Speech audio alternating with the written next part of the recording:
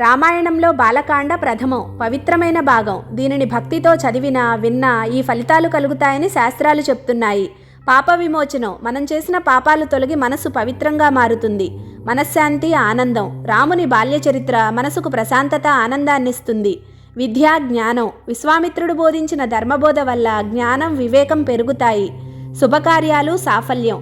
వివాహం, గృహప్రవేశాలు వంటి శుభకార్యాలు సాఫల్యంగా జరుగుతాయి. సంతాన లాభం. సంతానం కోరుకునే వారికి సత్సంతానం ప్రాప్తిస్తుంది. దుష్టశక్తుల నివారణ. చెడు ప్రభావాలు, అడ్డంకులు తొలగుతాయి. భక్తి పెరుగుతుంది.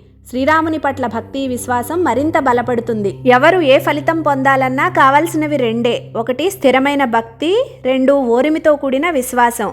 రామాయణంలోని ప్రతి పాత్ర మన జీవితంలో మనకెదురయ్యే పరిస్థితులకు ఒక అద్దం లాంటిది. ఒక్కొక్క పాత్ర చూస్తున్నప్పుడు మనం ఏం చేయాలి, ఏం చేయడం వల్ల ఎలాంటి పరిస్థితులను ఎదుర్కోవాల్సి వస్తుంది అనేది అవగాహన వస్తుంది.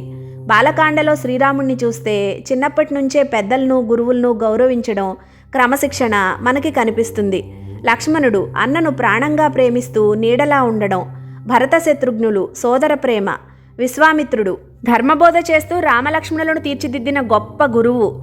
వశిష్ఠుడు ఎప్పుడూ సమతుల్యంగా, శాంతంగా ఉంటూ గురువుగా అందరికీ మార్గం చూపించడం.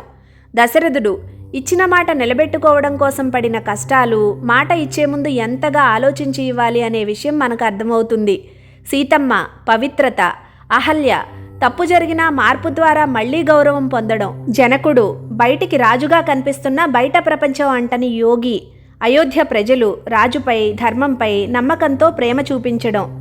మన పండితులు, గురువులు ఈ బాలకాండని అద్భుతంగా మన జీవితాలకు దగ్గరగా, కళ్లకు కనిపిస్తున్నట్లుగా బ్రహ్మాండంగా వర్ణిస్తారు. భగవంతుడి అనుగ్రహంతో నా చేత క్లుప్తంగా చిన్న ప్రయత్నం చేయబడింది. ధన్యవాదాలు. జై శ్రీరామ్.